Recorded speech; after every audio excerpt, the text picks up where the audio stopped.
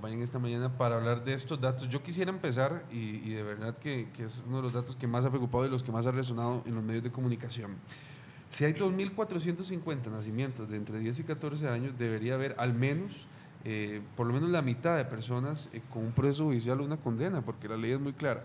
¿Qué es lo que está pasando, Saskia? Se está haciendo de la vista gorda a las autoridades del Seguro Social, no se está yendo más investigación, no hay protocolos para estos temas, estamos ante un delito, como dice, que se paga hasta con 16 años de cárcel, y yo no creo que haya esta cantidad de personas condenadas por esto. Es una presunción. O por lo menos en Buenos proceso. días, por lo menos en proceso. Buenos días. En efecto, buenos días, cuando analizamos los datos sobre los embarazos en niñas de 10 a 14 años y vemos las estadísticas del Poder Judicial sobre violaciones agravadas, que eso es lo que correspondería en estos casos, no hay una correspondencia en los números. No coinciden. No coinciden, además porque en los datos de violación agravada entran también otro tipo de violaciones, ¿verdad? El Poder Judicial no los tiene desagregados por edad de la víctima, entonces es imposible saber cuántos de estos casos realmente están llegando al Poder Judicial y cuántos no. Doña Saskia, y en ese sentido, ¿cuál sería el proceder? ¿Qué debería de pasar? Es decir, ¿dónde está el fallo en este momento?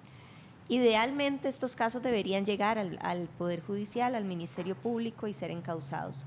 Sin embargo, yo creo que el principal fallo aquí viene de la sociedad, viene de una necesidad de callar lo que está pasando. No sabemos si estos son casos de incesto, si son casos de violación sexual dentro de la familia o por parte de vecinos o de conocidos o de personas con algún nivel de poder sobre las niñas. No sabemos realmente quiénes son estos padres de estos bebés de estos bebés, niños y niñas que están naciendo.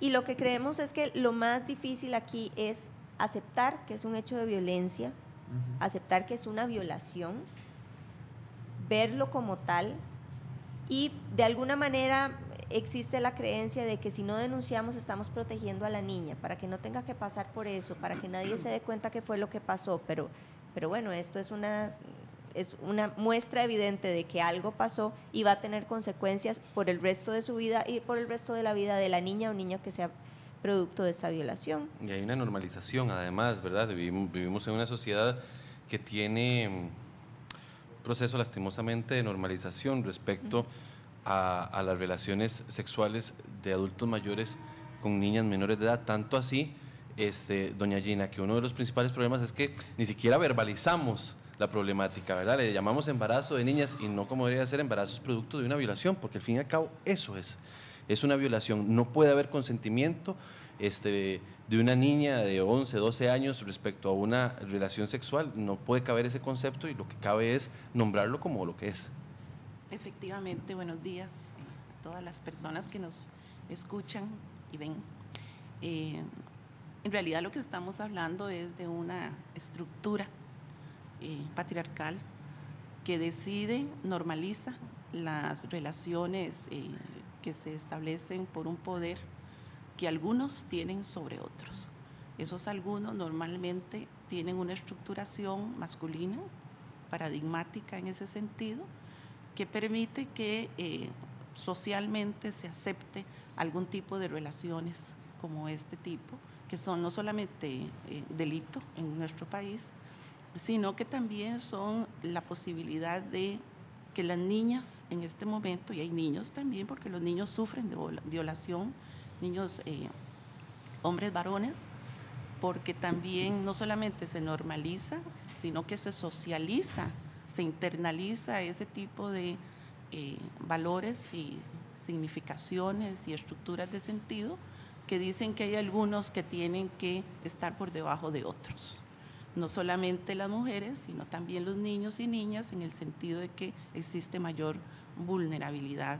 Si me permite, yo voy a hacer un pequeño paréntesis en ese sentido, porque el Estado de los Derechos también tiene aspectos que tienen que ver con una encuesta. Es una encuesta que hacemos sobre percepción, conocimiento de los derechos humanos en el país con los habitantes que habitan en este país, porque también toma población migrante. También los datos son muy sintomáticos. Nosotras titulamos un capítulo que nuestro país está dividido, porque esta encuesta no solamente está en los datos estos que algunos sectores llaman duros, ¿verdad? Y los que se está refiriendo Saskia, sino las percepciones. Las percepciones son estructuraciones de sentido. En 2 encuestas que ya tenemos podríamos marcar un tipo de discurso que se está dando en nuestro que país. la gente actúe conforme a un u otro comportamiento, ¿no? Conforme a un conjunto de valores que están muy internalizados y que finalmente normalizan lo que debería de ser y tener un rechazo social. Solo un dato para que ustedes también sigamos, que les voy a dar, en ese sentido, las personas de este país, porque esta encuesta tiene un -2, un más 3%, o sea, que podría ser tendencialmente generalizable para el país, nos dice que, por ejemplo, en este país, cuando le preguntamos a las personas, ¿usted votaría por una indígena? ¿Usted votaría por una afrodescendiente? ¿Usted votaría por una mujer lesbiana? El 50% de la población tendencialmente diría no, en especial por la mujer lesbiana. Tajantemente. Tajantemente, sí, hay un 50%. Hay una división. Lo que no quiere decir que el otro 50% diga que sí, sino que ahí está... Ahí hay gradientes en las respuestas del positivas. Y otra cosa que a mí me parece importante, como que hay distintos sectores con respecto a la encuesta, porque hay un sector significativo e importante que acepta que hay discriminación en este país por diversos motivos. Ahí está el libro y los invitamos, va a estar en la página web del Instituto Nacional de las Mujeres, que dice que hay instituciones que producen un discurso discriminatorio. Entre ellas están, por ejemplo, algunas apreciaciones sobre los medios de comunicación, ¿verdad?, que proponen discursos que finalmente están discriminando a otras poblaciones. Y que además el discurso del medio de comunicación es muy poco cuestionado. El discurso del medio de comunicación se da por un hecho, se da por sentado y se da como la verdad. Al tener ese poder, el medio de comunicación normaliza este tipo de comportamientos. Otro tema... O establece tendencias también. Y las percepciones las amarra, las forma, porque eso dice el medio y los medios no mienten, ¿verdad? Que eso es una mentira. Ahí tenemos una mentira. Y yo sé que las personas que nos ven en ese sentido no tendrán mayor resabio en este tema. Están muy claros que los medios de comunicación tienen intereses muy claros. Pero volviendo al tema que nos atañe, y era muy importante, el tema del 48% de los embarazos no deseados. Ahí vienen otro montón de temas alrededor. ¿Quiénes son los responsables o quiénes son las responsables del control de la natalidad? En este momento, casi que por un 100% podría decir uno que las mujeres, es decir, es en las mujeres en las que se ha depositado el control de la natalidad, y podríamos decir que estos datos de un 50% de embarazos no deseados van en consonancia con eso. ¿Qué otros factores incluyen en eso, Saskia? Creo que lo más importante aquí es dar cuenta de que las mujeres no estamos teniendo control sobre nuestro cuerpo. Hay una responsabilidad en efecto asignada de la anticoncepción. En el imaginario social parece ser que si las mujeres quedamos embarazadas era porque queríamos, y si no quedamos embarazadas es porque no queríamos, y si no quedamos embarazadas es porque no somos mujeres o no podemos, o es porque no somos mujeres o algo raro pasa con nosotras, porque las mujeres para eso estamos, ¿verdad?, para tener hijos. Entonces, de alguna manera, el ver que el 48% de las mujeres que fueron encuestadas en la Encuesta Nacional de Salud Sexual y Reproductiva dicen que su último embarazo no era deseado, ya sea porque querían esperar otro momento para quedar embarazadas o porque definitivamente no querían un embarazo, lo que nos dice es que hay un poco control de las mujeres sobre esta decisión, porque cuando vemos el dato de los hombres, este porcentaje baja al 38%. Solo el 38% dice que el último embarazo de su pareja no era deseado. Entonces, bueno, los hombres lo deseaban más que las mujeres, pero ahí están los embarazos. ¿Quién está teniendo el control de esto? Porque entonces las mujeres tenemos que tomarnos la pastilla, ponernos la inyección o esterilizarnos, y esos son los 3 métodos anticonceptivos que más se están utilizando, o que eso reflejaba la encuesta en el 2010. Pero también tiene que ver con otro cúmulo de factores, ¿verdad? Porque primero el económico, si se tiene acceso económicamente a poder adquirir el método anticonceptivo, ¿verdad? Segundo, de conocimiento. No tengo el factor económico para poder adquirir el sistema anticonceptivo, o mi pareja, ¿verdad?, quien tiene el control y el poder sobre el tema económico de la casa, no me da para eso, porque lo piensa como un gasto sin importancia. El otro también es de conocimiento.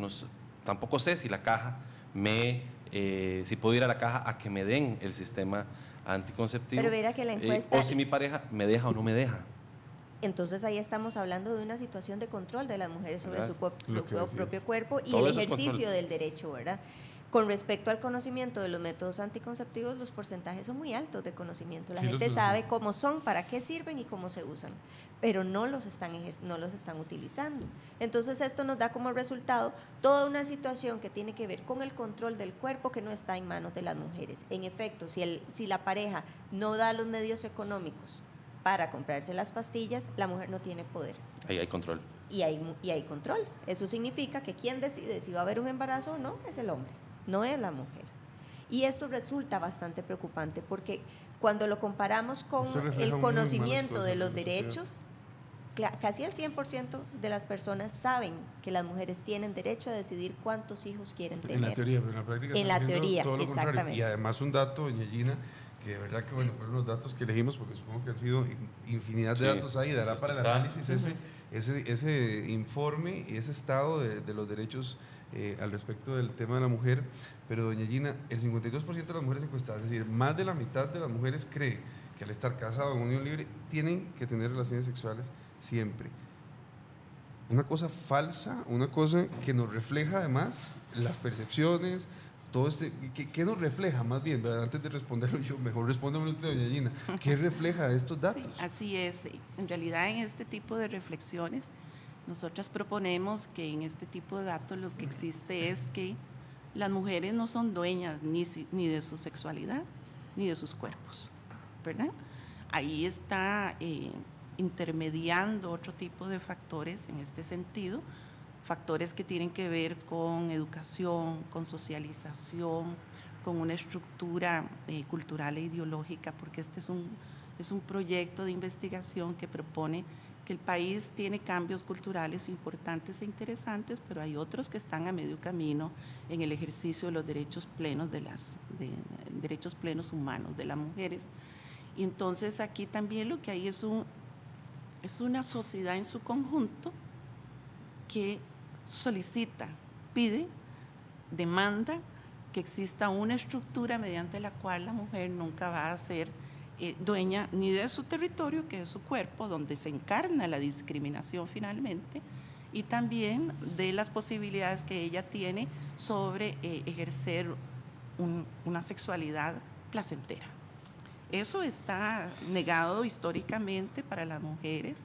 Tal vez en estos momentos las generaciones, que es una cosa que marca la encuesta también interesante, las generaciones están discutiendo y están en desacuerdo con estas proposiciones, pero aquí estamos hablando de cambios paulatinos, lentos, que se van introyectando en las personas y que efectivamente forman parte de un conglomerado valorativo y normativo muchísimo más amplio de lo que una persona en términos individuales puede decidir. Tal vez antes este 52% hubiera sido más alto, no lo sabemos, porque este es el segundo estado de la cuestión. Tal vez antes el porcentaje hubiera sido más alto, pero igual es un porcentaje sumamente preocupante. Sí. Es lo que indica ese 52% que creen que las mujeres que están en una relación de pareja establecida bajo un mismo techo, casadas o juntadas con mujer, es que es un conjunto de cosas. Tiene que tener la casa limpia, la cena preparada, los chiquitos cuidados y las piernas abiertas. Eso es lo que dice el informe. Al fin y al cabo, es una percepción muy triste, muy fuerte, sí, ¿verdad? Tal vez en los términos son... pero es que al fin y al cabo eso es lo que es, ¿verdad? Y nos plantea un reto sociedad que dicha que tenemos el reto para superarlo, que dicha que las generaciones se están cuestionando esto, pero realmente es que la realidad es difícil de aceptar. Sí, yo creo que es muy claro, no hemos llegado a donde queríamos llegar. No hemos llegado todavía a una sociedad en donde los hombres y las mujeres tengamos el mismo valor. Y lo más complejo de esto es pensar en cómo lograrlo. Porque hemos visto que la estrategia del conocimiento ha dado fruto. La gente sabe cuáles son los derechos de las mujeres. La gente sabe identificar los derechos humanos en muchísimos ámbitos. En el laboral, en el ámbito de la violencia, en el ámbito de los derechos sexuales y reproductivos incluso, en el ámbito de la participación política, la gente sabe cuáles son los derechos. Pero llevar eso a la vida cotidiana ha sido lo más complicado. Y ahí es donde estamos todavía en deuda con la población y con la sociedad en general. Yo sigo insistiendo, como decía doña Gina y como hablamos ahora, los medios de comunicación tenemos, Una los que estamos responsabilidad. frente a una cámara o un micrófono, tenemos la responsabilidad de no estar reproduciendo estereotipos odiosos. Muchísimas